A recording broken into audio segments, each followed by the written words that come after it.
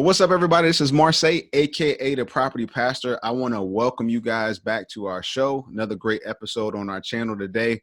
I got a special treat for you guys. I got my main man, Mr. Flame Newton from the School of Credit.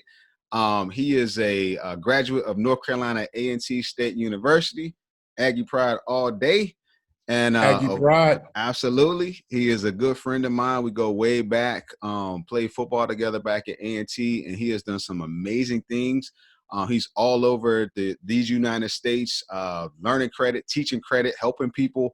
And we wanted to actually bring him on the show today. And what we're going to do today is just kind of talk about his story, you know, where he's been, what he's doing, how the School of Credit came to be. And we're going to add some value to you guys if you are either trying to buy your first home, trying to buy that first investment property, and your credit is either all jacked up, you need to clean it up, or you're trying to get it, you know, to that top score or whatnot. Flame's going to bless us today with some great information. So Flame, man, I want to welcome you to the show. Want to thank you for coming on today, man. And we're just so blessed to have you, man. So welcome, man. Welcome. You got anything you want to say to the people just to greet them before we jump in?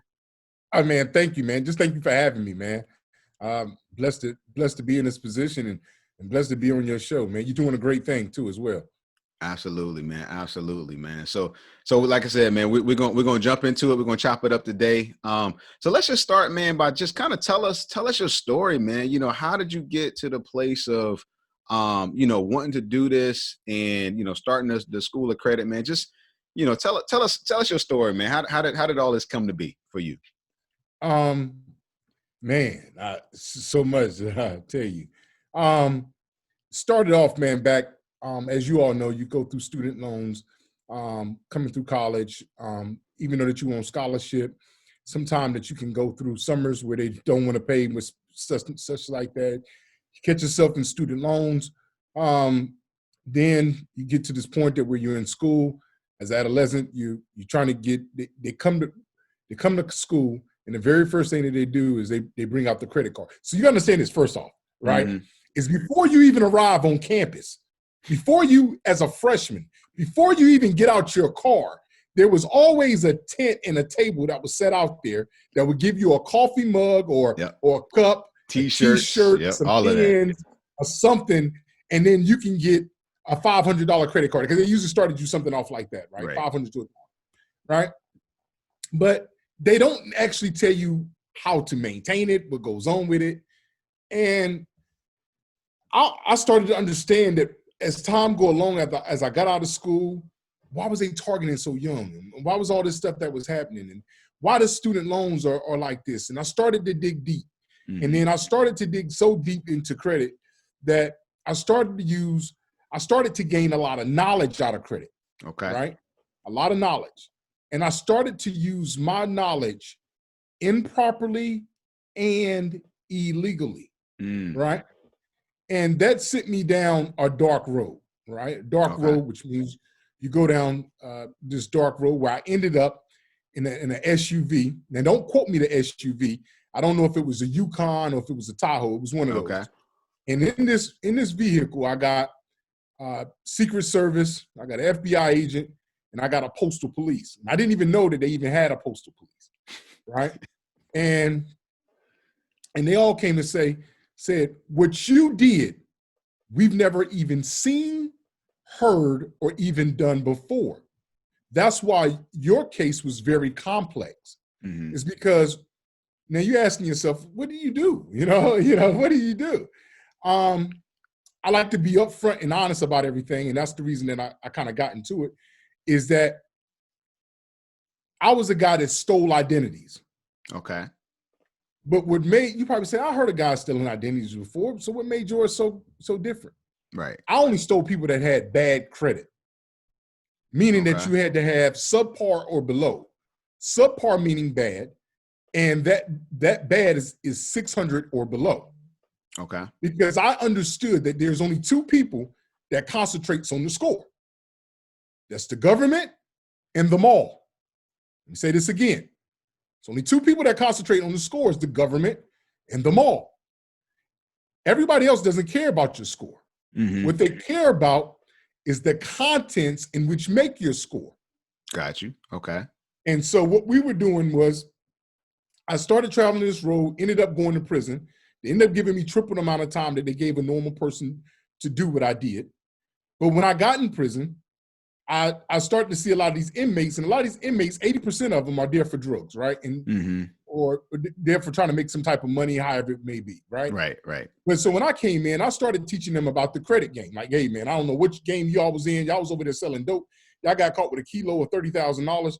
Man, listen, you got life sentences. Let me tell you something, man. This credit game is unreal.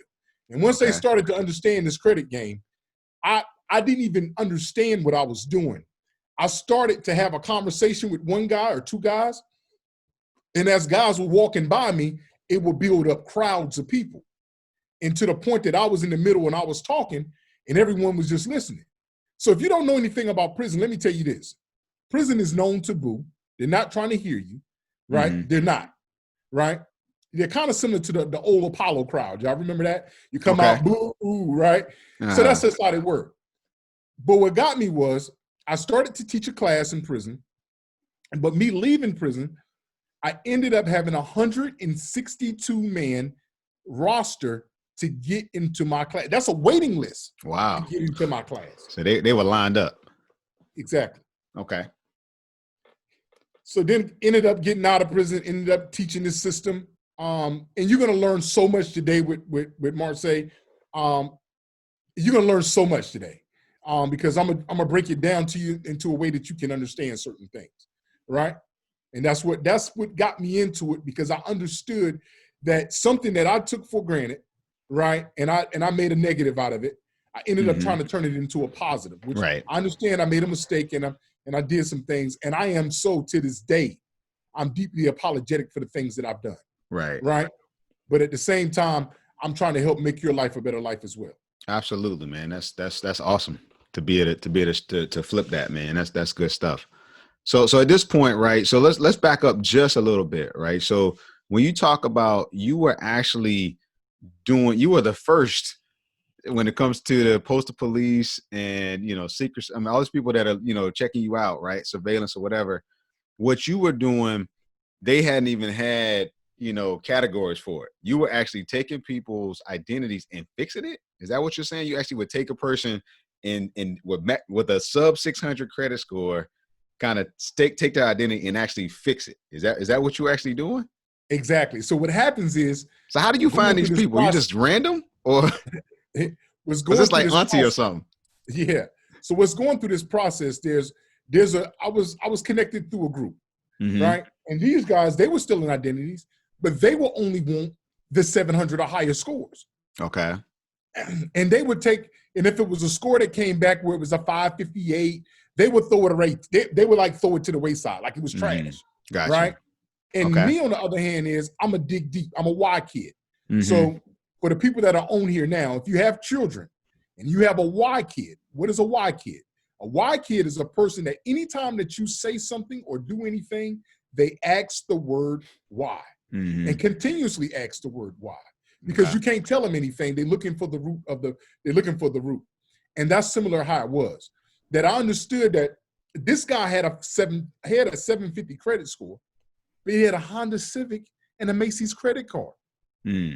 This guy had a 558, but at one time he had 14 different credit cards, 2 different homes, and 4 closed accounts on automobiles and 1 active automobile. So the credit report tells a story. So let me back you to this so we can all be on the same accord and the same page. Okay. Your credit report will tell a story. And the storyline says that if a person has 16 different credit cards and 2 different houses and cars and things of that nature, you're never going to meet a person that's 40 years old ever in your life that was a great person up to 40 and all of a sudden became a horrible human being, as they want to put it, unless something happened in their life.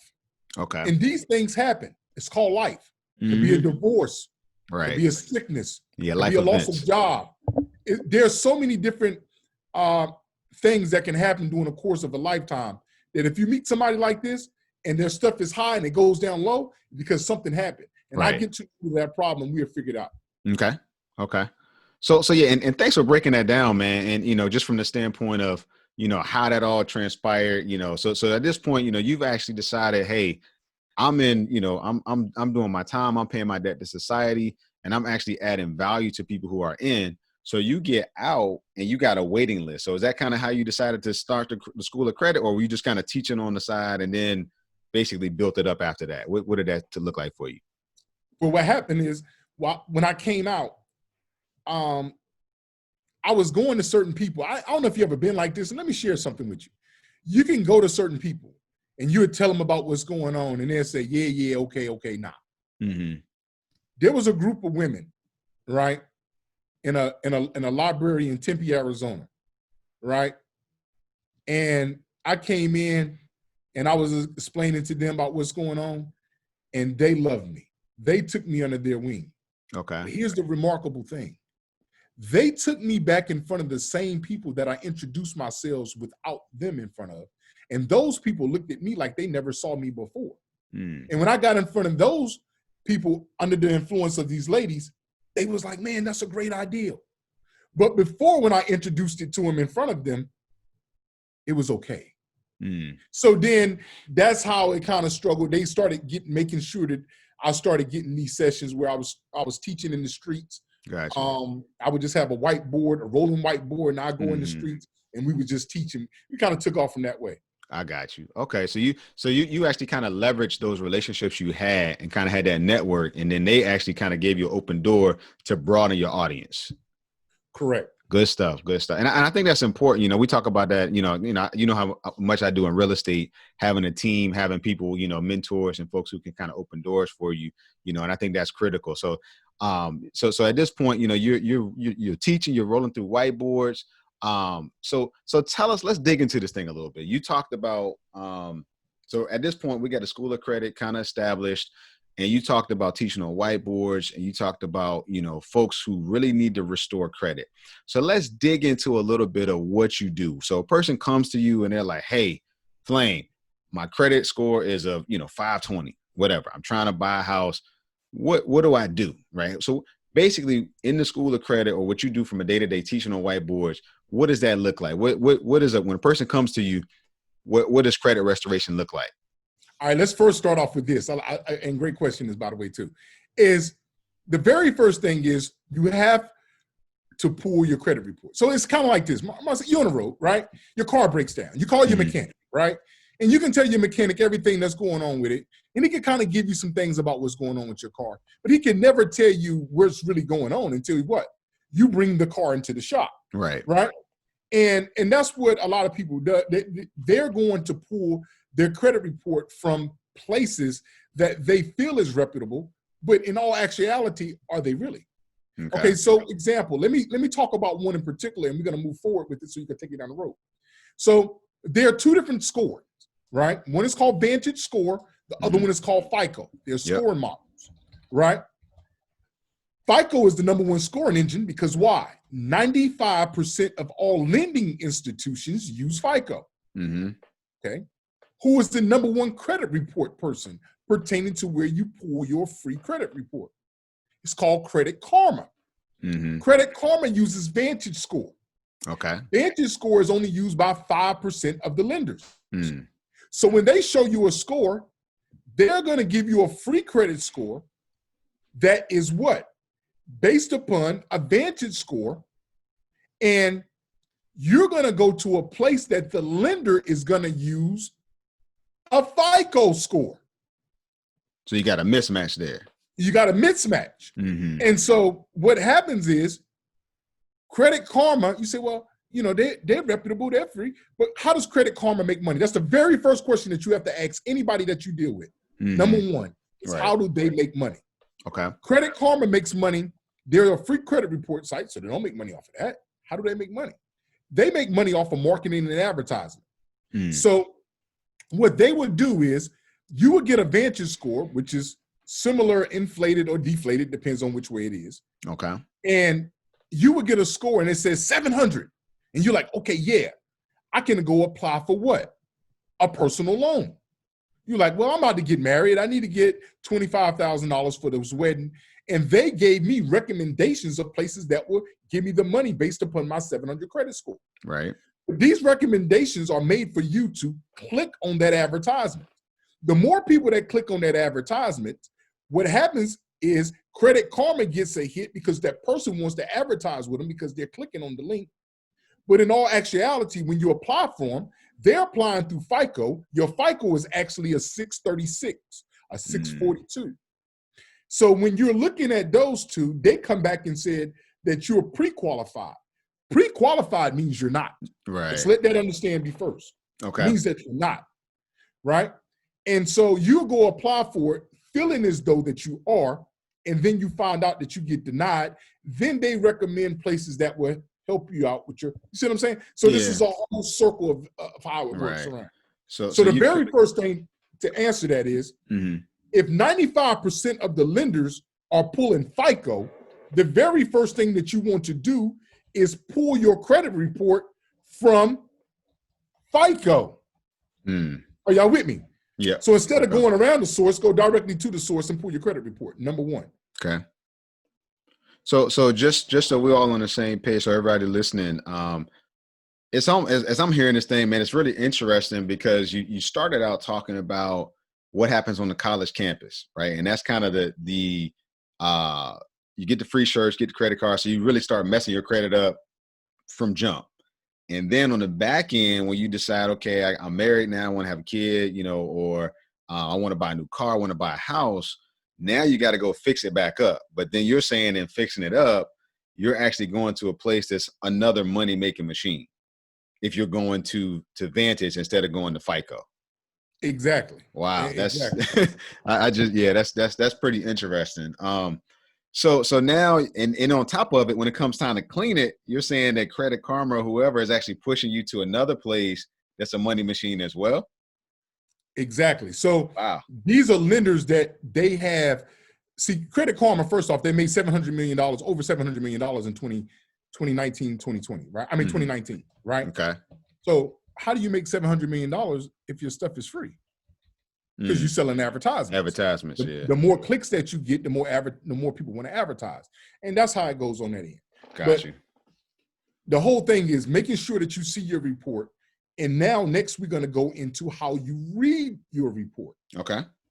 So reading your report is the most critical part of the report. So you got your report. Now you want to read your report. Okay. Let's start off with you, right? Who are you? You have, if you pull out your license, right? How many different names do you have on your license? I got one. One name, right? Yeah. How many different addresses do you have on your ID? Just one. But when we look at credit reports, we so often find that there are 5, 6, 8, 10 different addresses that are on a report. Okay. You also will find out that there are different variations of your name that are on the credit report. And these variations of names come from when you fill out applications. See, to give you an example of what I'm saying so it can be very clear, is that if your name is Jonathan Samuel Smith, sometimes you want to go by Jonathan Samuel Smith, number one. Sometimes you want to go by John Smith, number two. Sometimes you do want to go by Jonathan Smith, 3. Okay.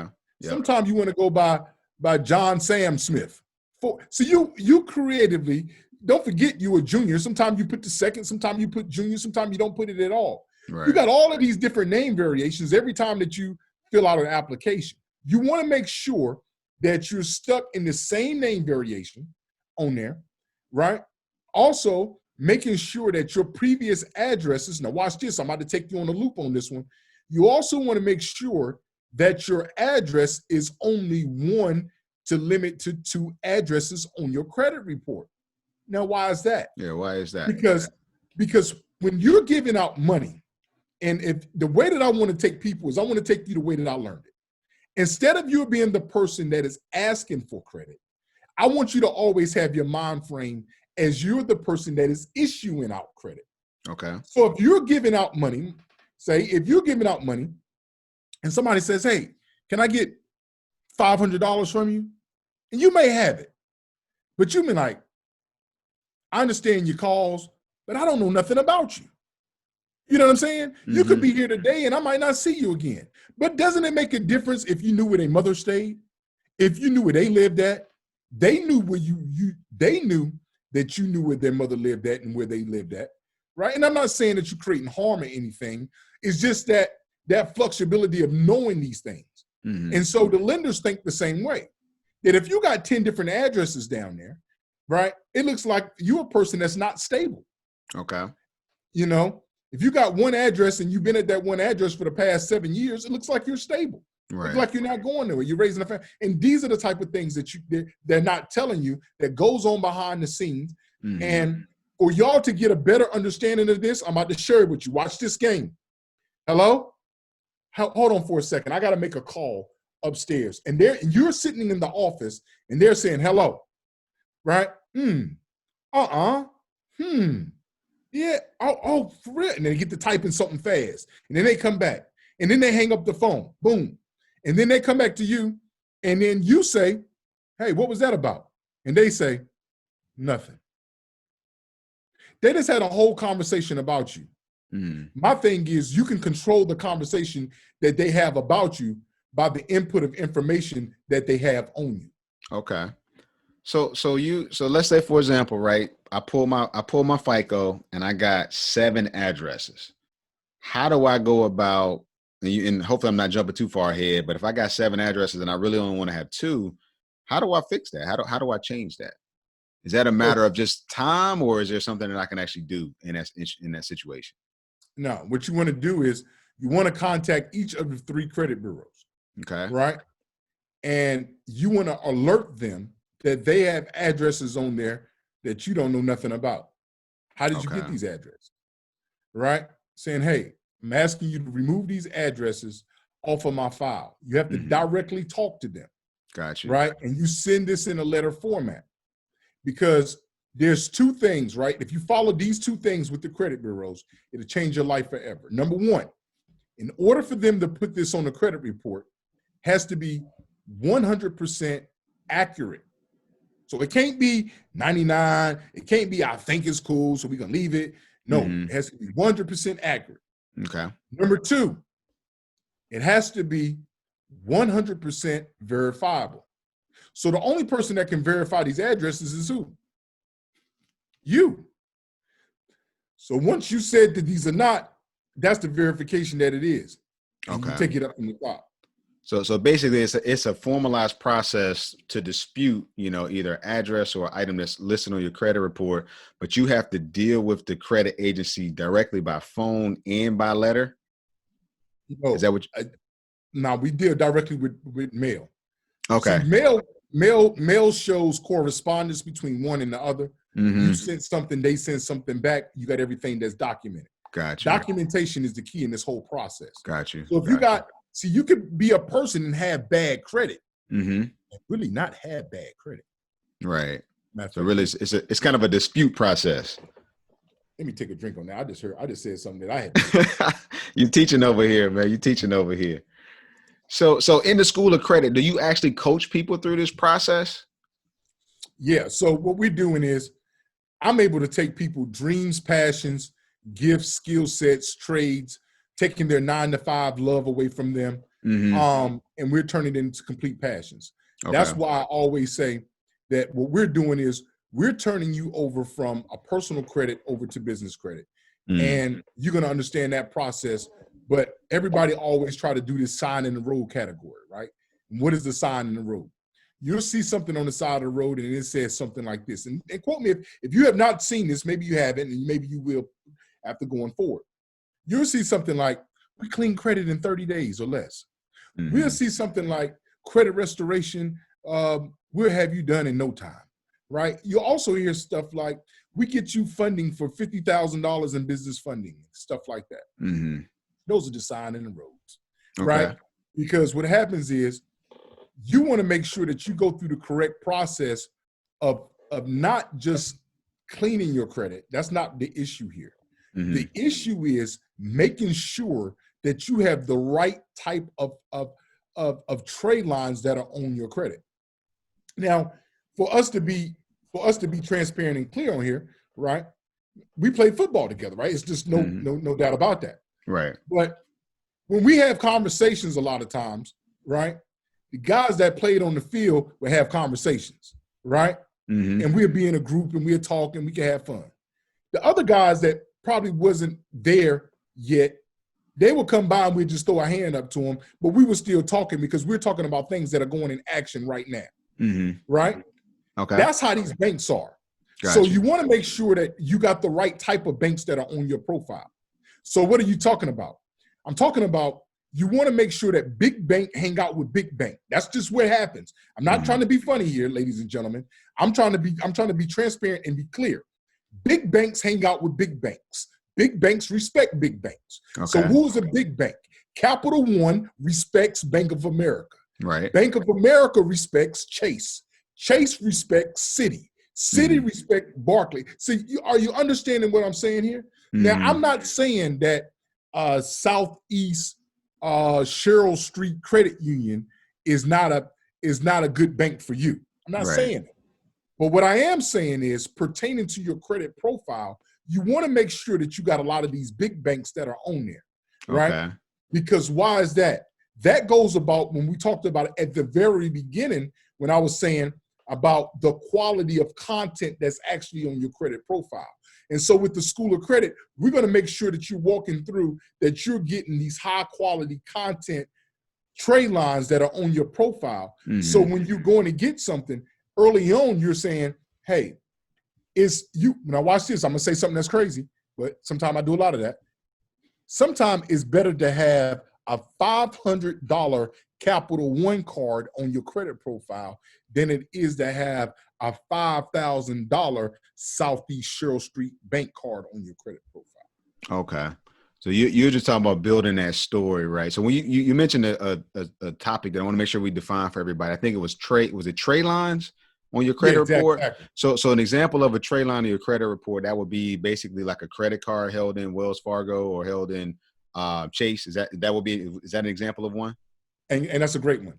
A tray line is anyone or anybody that reports something that you bought from them, something that you got approved for from them, and they report it over to the credit bureau. Okay. So if anybody reports something over to the credit bureau and is listed on your credit profile, at that point, that is considered a tray line. Okay. I got you. Now, how long is the process? Because we as just to make sure everybody's on the same page, we're talking about cleanup, but then also this whole concept of building, basically your credit profile. And as you start looking at it, how long does it typically take a person? Let's say, for example, they come there like, man, Flame, I'm sitting at a, 525. We'll just use that as an example. And I've got, bad trade lines. I got, 3 addresses that are old. I got things I need to dispute. How long does that usually take somebody, to actually clean up on average? See, that's something that you can't do. It all depends on the effort, the energy that a person is giving. Okay. Depends on things that are happening. Everybody's situation is different. What you're not going to do, listen, I always talk about the word not, right? What you're not going to do is judge your situation based upon someone else's situation. Got you. Because you and your husband and wife could be looking like they're in the same predicament, but they actually may not be. Okay. Right. And so these are the type of things that you go along. So you're saying, hey, we're working. The whole thing is you're doing continuously work. You're getting these trade lines, you're getting these negative items removed off your credit report, right? And let's sit there and talk about these negative items, right? Let's talk about like medical bills, right? When you got a medical bill that is on your credit report, the very first question that we're going to ask ourselves is, do a medical bill report positive on a credit report? Answer is no. There'll never be a time where a medical bill is reporting positive. It's always going to report negative. And where we're from in life, that's called a relationship. A relationship is I do something for you, you do something for me. And any time that there's a relationship and the relationship is one-sided, meaning that I'm doing something for you and you're not doing anything for me, that kind of goes like this. We're trying to have a balance and effect.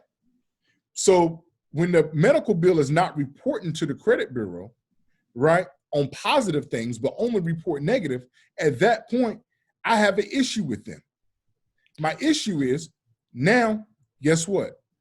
You're telling me that I don't owe you. You went to a third-party agency and said at a collection bureau, I owe a collection bureau. Well, the question number one is, who did I sign a contract with? Okay. I never signed a contract with a collection agency at all. I signed a contract with the original creditor. So if the original creditor want to agree and give up his rights by passing it along to a third party, therefore I'm contacting the credit bureau and telling them that there's an illegal party that is trying to collect debt on me, which they do not have obligation to. Oh my God, we can't go there. And we're going to send a letter and all that stuff. So that every single time that same process is a letter to FICO or the three agencies. And just so everybody knows, Flame, tell us what those agencies are, just so everybody knows what they are. Okay. And this is where we about to come back to, and we about to wrap it all up. Okay. So it's Experian, TransUnion, and Equifax. But these are, let me make sure it's clear, they are called for-profit companies. They're not part of any government agency. So they're not part of the government. These are just regular businesses. So any creditor can choose to do business with whatever ones they choose to deal with. Some may choose to do business with all three, Equifax, TransUnion, and Experian. Some may say, you know what? I don't like TransUnion. I'm using Equifax and Experian, which means for you, they're only reporting this on your Equifax and your Experian. So when you look at your credit report from TransUnion, it's going to look different because that particular account would not be showing on there. Gotcha. So they chose one of the three. Exactly. It depends on who they want to do business with, and you cannot force them to do business with someone just because you want them to. Okay. So let's pivot back to that whole medical dispute, because I think that's key, and that's really good teaching, because when you start thinking about it, if I'm hearing you correctly, you're saying, hey, I pull my credit report and I've got, Jim Bob's collection agency that said, Marseille didn't pay this $2,000, bill for knee replacement, whatever that was. But what you're saying is you never signed a contract with that collection agency, so you can actually dispute it, because whoever the hospital that you got treated at would have been the one that you had the contract with. Is that what you're saying? Go ahead. And I'm glad you said that. And this is where I get turned up at. And excuse me if y'all don't like my turn up. I apologize. This is what I do. Right? So the first thing is I want to play the game with you. Okay. I've seen your social media posts, right? I've seen how you send your text messages out. I see how you talk to your homegirl or your homeboy on the phone when somebody disrespects you and when you feel like you're being played. See, when somebody disrespects you and you feel like you're being played, you'll tell your homeboy, yo, look, dude tried to play me earlier, man. You know what I mean? I'm not about to have that. Listen to the aggression that came out. Okay. You know what I mean? And she said, I can't believe they did this. But when it comes to the credit bureaus, you seem to not want to get excited and get riled up like that. Okay. You calling them, you start writing your letters with excuse me and please and thanks and all of that. No, we don't write any letters like that. When you write these letters, you're putting pain in the pen. Let me say this again, you're putting pain in the pen. Look, I'm saying, look, Holmes, like I write a letter and I say, look, Holmes, I don't know who you playing with. I'll write that in my letter. I say, look, Holmes, I don't know who you playing with. I write that in that's how I talk in real life. Right. So that's what I'm saying across this. You say, well, why would you talk like that? I can't believe you're not professional. Listen, once they put that on my credit report, they quit being professional. Right. Now so this letter is going to the credit agency, not the creditor, though. Just so I'm understanding. No, it's going to the credit bureaus. Credit bureaus, yeah. The credit bureau. Okay. So now watch this. Because they put it on there in that whole imbalanced equation when they shouldn't have. Got you. Okay. Exactly. Got you. So now this is the way I want you to follow me when we do this, is because when you write these letters to them, and you're showing that emotion that's involved, right? I'm about to get deep with y'all right now. So y'all about to get some stuff that you can't get on Google. You're not going to find on YouTube. You can only deal with somebody who's actually did it, done it, conquered it. That's it. The letters go through a system. They get about 10,000 letters a day. Do you actually think they're reading 10,000 letters a day? The answer is no. Everything goes through automation. What is the automation? The automation is a system called eOscar, which is called online source for, see, man, listen, man, you better be lucky I'm on your podcast. Y'all don't even understand what just happened, what I'm about to give y'all. But first, let me take a swig, because y'all don't even know which way I'm about to go for y'all. Yeah, we didn't bring, you didn't bring the red cup today, right, Flame? No, I didn't bring the red cup. Right? He's helping us out because we get the property past the channel. Yeah, and this is my guy. So when you got your guy, you do certain normal stuff that you want to do. Watch it. The system is called eOscar, which is online source for complete and accurate reporting. So the letters go through there, and every letter is dictated back with a code. That code generates a general letter back to you. Me and Marseille have the same exact letter, except for our name and addresses are changed at the top based upon what we said in our letter. Are you with me? Next, we have to, I told you I'm a Y kid. So as a Y kid, I have to trickle the machine. How can I jam the machine? I jam the machine because the machine knows the context of the words of the he, there, our type talk. When I start talking, homeboy, I feel like you playing with me, that machine ain't taking that letter, right? So now that letter comes out, and it goes where? It goes into a human hand. When a human reads something, now my question to you all out there, right, and as long as with yourself, Marcel, have you ever read something, whether it was an email or text, and have at the end of you reading it, did it make you happy, right? Have you ever read something and it made you mad? Have you ever read something and it made you almost cry, or you felt pain because of it? Have you ever read something where you felt excited? When you read things that have the pain and the pen, these emotions come from it. So when you put a robot on the pain on the pen, he don't want to, it just go regular. But when you put a human behind it, right, and you never know what goes on in their life, when they get that same type of pain in the pen, guess what happens? They're going to take their emotion and track with it too. If you read a letter and it came off with, homeboy, you going to quit playing with me? You're going to think to yourself, why is he talking like that? What did I do? Before you even realize that, oh, I'm at work. You get what I'm saying? Like, these are the type of things that I'm pushing out there for you. Okay. You know what I mean? Got you. So the purpose, right, of getting that human to read it. So just so we all understand, if you just write a letter and it says, to whom it may concern, I would like to dispute, this charge, blah, blah, blah. Are you saying it's going to go into the system and either be denied or ignored? Like, so in other words, by putting the pain in a pen and getting in front of a human, is that increasing your chances of actually having your dispute resolved? Exactly. We're putting it in the form of a human, right? And in the form of a human, humans go through emotion, and it goes through that way. Gotcha. Now they have to sign off on that letter that they read that letter. Okay. Now what you did is you put them in complete in compliance with stuff. Meaning that, saying that, hey, if I like violations, so the difference is, so we can all explain. Let me share something with you with the school of credit, so y'all can automatically get it. All right, property pastor. If I'm speeding down the road, if I'm going 80 in a 55, my passenger saying, oh my God, you're going 80 in a 55, we got pulled over. That's how you think.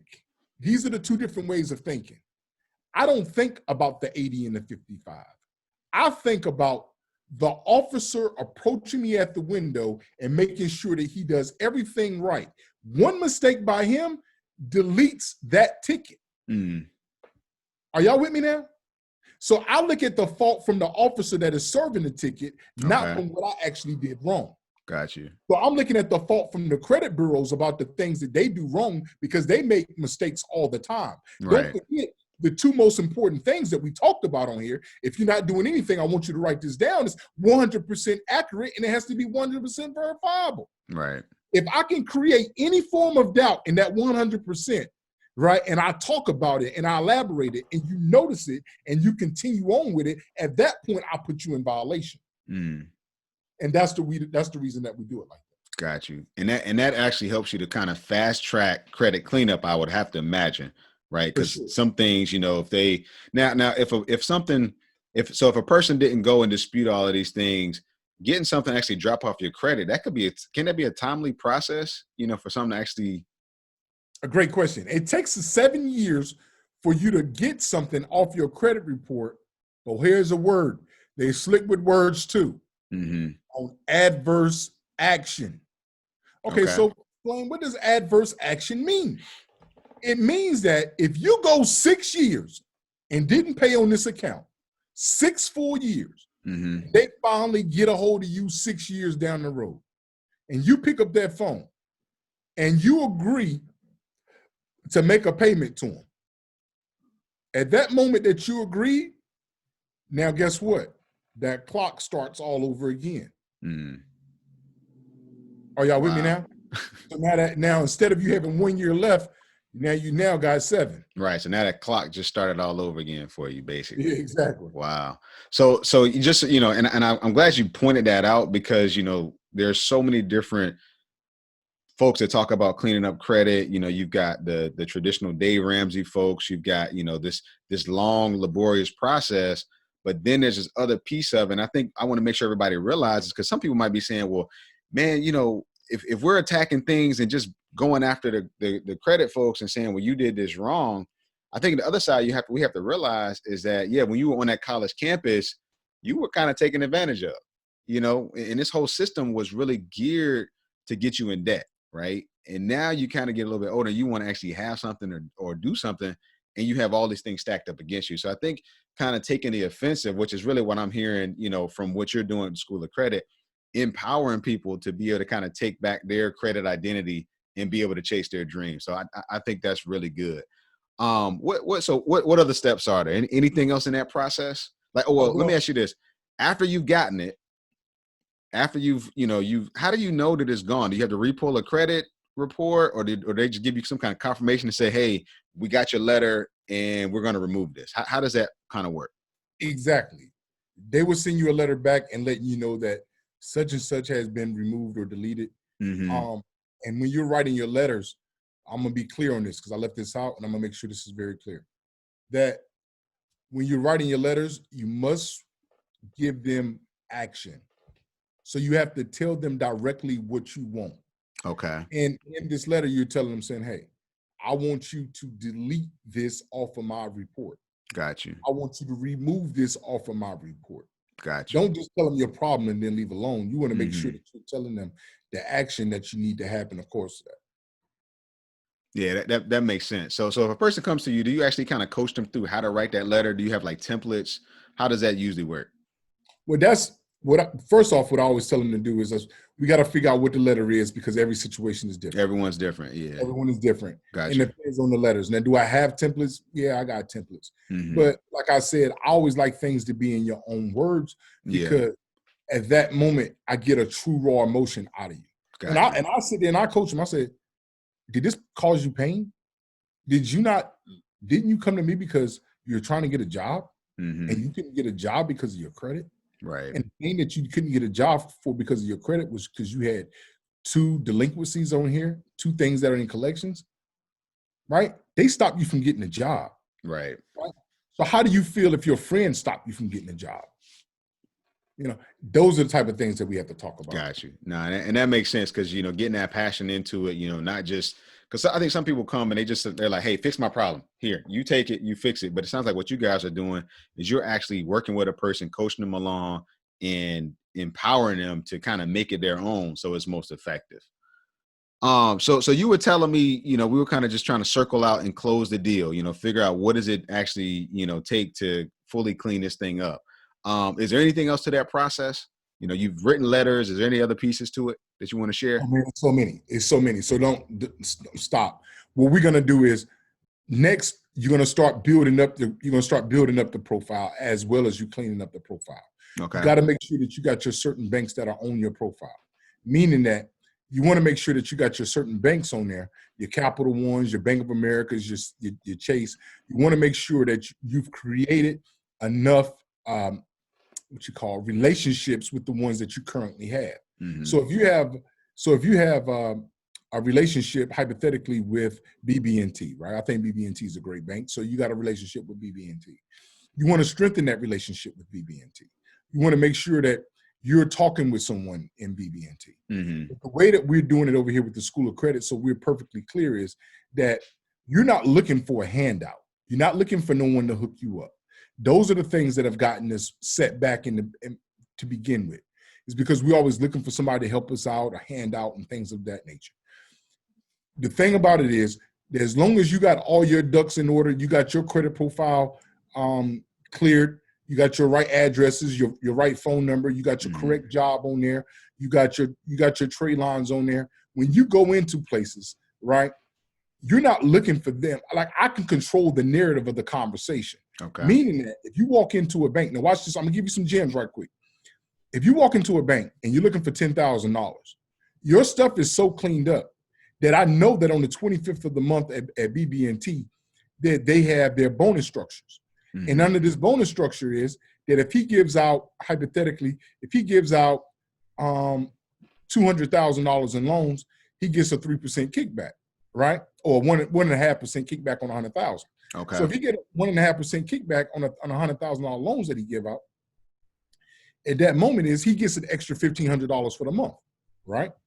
So, but what we do is we're saying, if I got everything in order and he's at $80,000 for the month and I come on the 24th of the month and I came for a $10,000 loan, he's not going to allow me to get the $10,000 loan.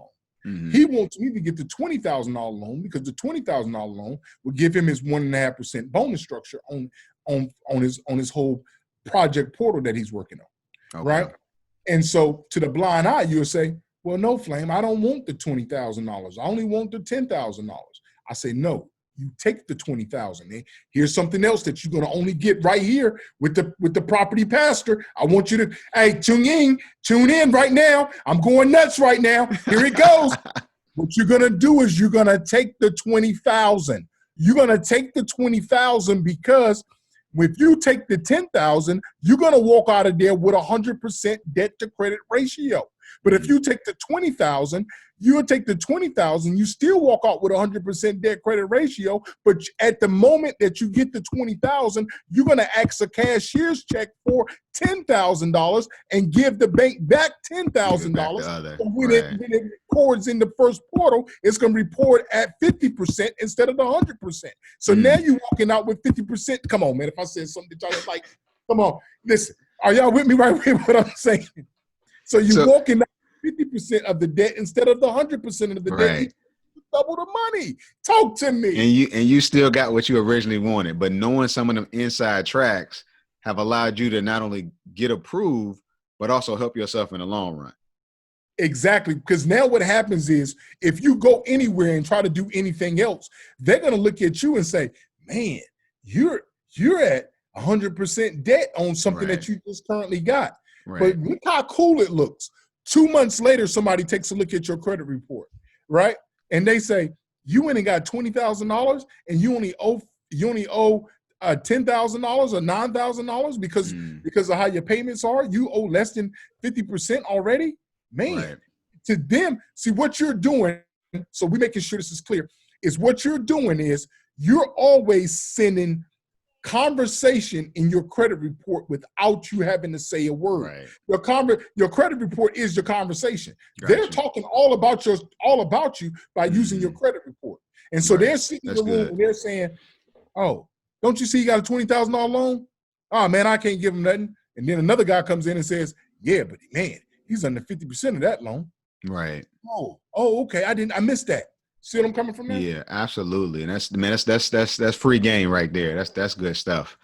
So what else, man? Give us some more. You got to salivate now. You know, now we're building up the good side of credit, right? We figured out, how to get 50%. Let's go down myth lane. I like myth lane. right? So Myth Lane say, here go Myth Lane. Myth Lane say, don't max out your credit cards. You don't want to max out your credit cards.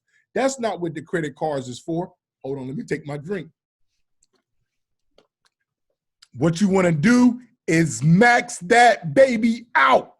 Whatever credit card you get, you max it out to the brim. Listen, first off, you got to understand this. They don't give you money to play around with, right? They only got a portal of money. What you don't, here's a great example. If you got a $10,000 credit card and you ain't used your credit card in the last year, I guarantee you when you go try to use that $10,000 credit card, it won't be $10,000 no more. You go try to use it for $10,000 and they done cut your limit down to about $5,000. Okay. Why? Because you haven't been using your credit card, right? You want to max out that credit card quarterly. Quarterly, you want to max out that credit card. Why do I want to max out that credit card? Because you want to show them the amount of money that they're giving you, the amount of money that you're using. So Christmas time comes along. Say gets me a coat. Thanks for the coat. He got me a coat. He comes over to my house in February on some humbug stuff. He sees the coat that he got me for Christmas still in the package under the wrapper, right? Right beside the couch. He comes back in March. It's blistering cold outside when he comes over. The coat that he bought me is still in the wrap, right? He came over my house 3 different times when it was freezing cold, and the coat that he bought me, I did not use. So next Christmas, when it comes time for him to buy me a gift, I probably won't be in his gift catalog. Right. Why is that? Because I didn't even use the gift that he gave me last year. Got you. Right? Yeah, so the thing about it is you have to use the gift that they're giving you. Okay. And you max it out. And now, once you max it out, though, do you want to carry the balance, pay the minimum payment? Like, clarify that for everybody. Like, I mean, help us out. I want to hear about this. You want to max it and you want to pay it. Yeah. You want to keep your Make balance. Sure we clear that. You want to max it and you want to pay it, and you want to keep it between 1 and 12% before the actual the issuance date on that card. Gotcha. So that 1 to 12%. You hear a lot of people, myth number 2, they talk about keep your card at 30%. No, you do not keep your card at 30%. You want to keep your card anywhere between 1 and 12%. Now, where did this information come from? So let me pause and let me interject something in here for the audience to really understand who they're talking to, why I'm on this podcast, how does all this stuff come about? Flame Newton. I've been to every Equifax, Experian, TransUnion, FICO conferences, right? Along with that, I was a guy, I could not afford to get into these conferences. I could not. So what would I do? I would go stay at a cheesy hotel because these conferences would be at big Hiltons and big high estate hotels. These conferences would cost anywhere between $3,000 to $5,000 to attend, right? And you had to be selected to get in. They had to have a who's who. I didn't have neither one. I did what you call fake it till you make it. I did it. I'm upfront. I'm honest. So I would stay at a cheesy hotel, and I would go at the other hotels, and I would go to the main hotel where things were going, and I just bounce around. When I bounced around, I started talking to some of the insiders. But I already knew the guys that I was talking to because I studied them before I even met them. Because I used to crash in these conferences? Huh? You crash in the conferences. That's what you're telling me. The conference, right? So I just got this visual of like you coming in there, like, disguised as the guy, working the banquet table, and then just asking credit questions off to the side. Off to the side. So then I started doing this thing. Hat to the back, polo shirt, pants, and tennis shoes. I will always have some fly tennis shoes on, colorful, with my hat to the back. Why?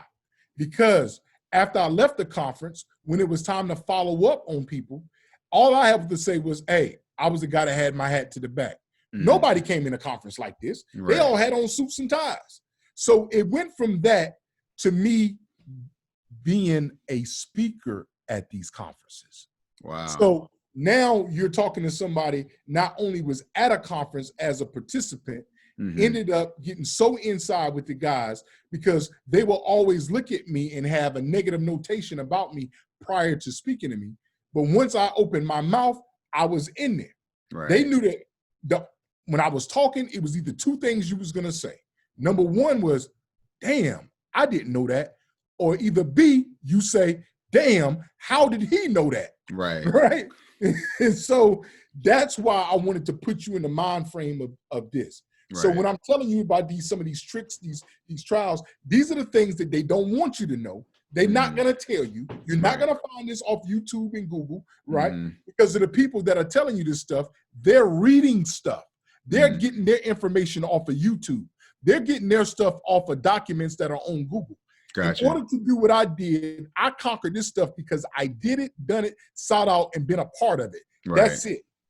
Yeah. So, and I want to make sure y'all know that. I mean, just from the stand, and I appreciate you kind of highlighting that because, I mean, this guy, that's one of the reasons I want to bring him on the channel because this guy has done the work. He has put in the grind.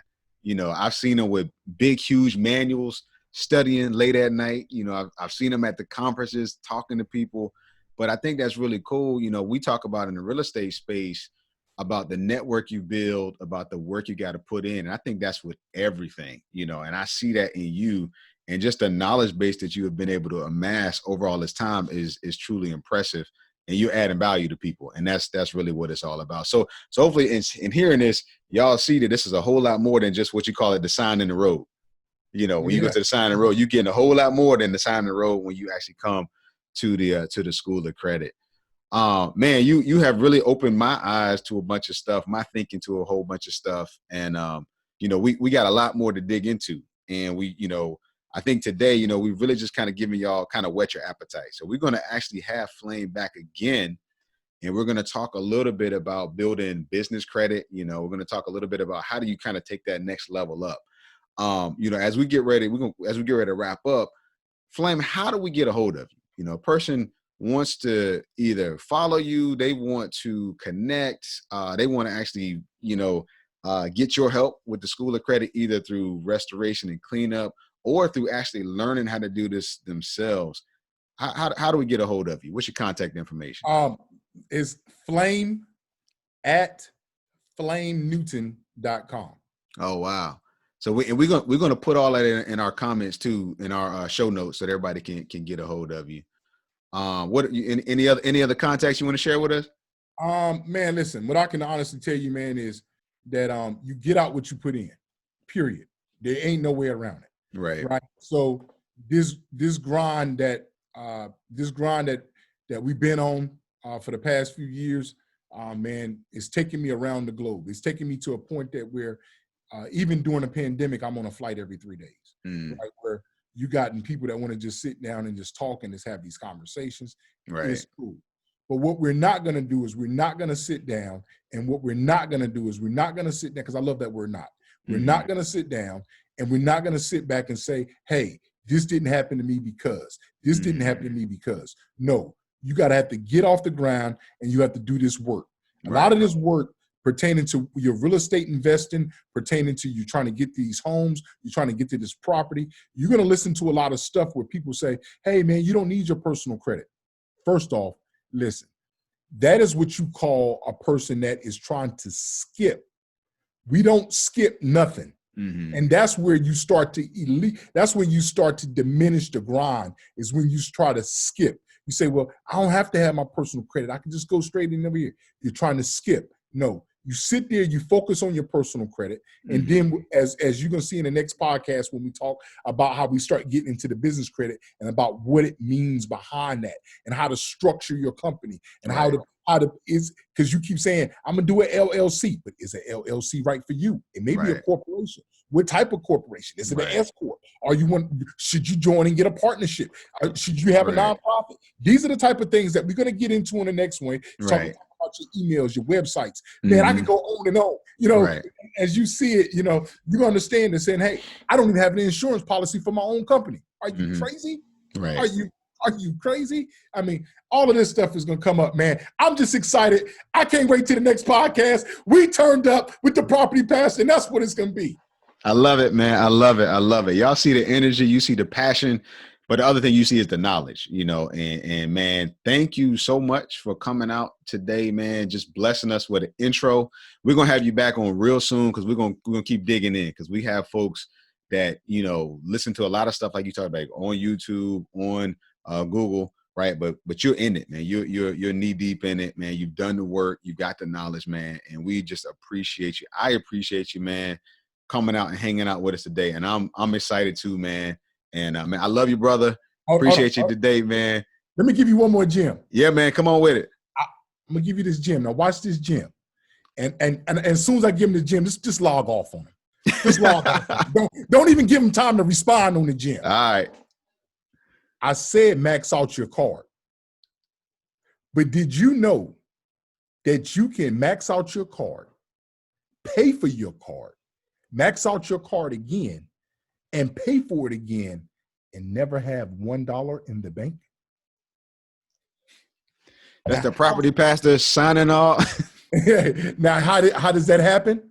That happens because if you go to a store at Home Depot and your credit card is $5,000, if you go in there, buy merchandise for $5,000, $4,800 or something, you take it home, you let it sit for 5 to 7 days, you turn around, take it back to Home Depot.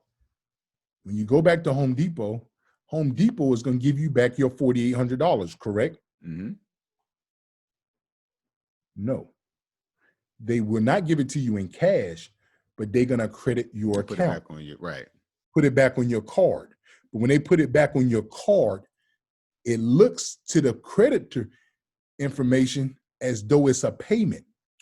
It's called a credit to your account. So now that's paid. And you do that again, and you pay it again the same way.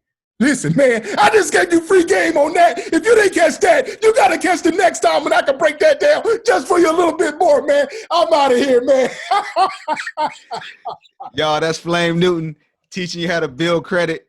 Buy the dryer, take it back. You just build credit. Hey, man, thank you, man. Thank you for coming out. Hey, guys, make sure you like and subscribe to the channel. We're going to be bringing you great content every single week. Today, we're talking about credit. We're going to keep on building so that you can succeed in your journey for you, your family, and future generations. I love y'all. God bless you. Thanks again. Till the next one. Property Pastor Flame Newton, we signing out.